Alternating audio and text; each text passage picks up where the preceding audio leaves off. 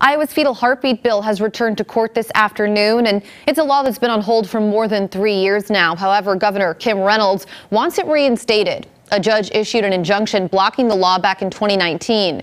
Governor Reynolds is saying tonight that the law needs a second look now that Roe v. Wade was struck down by the U.S. Supreme Court. So if it's reinstated, the bill would ban most abortions after 6 weeks, which is before most women know they're pregnant and before an embryo develops a heart.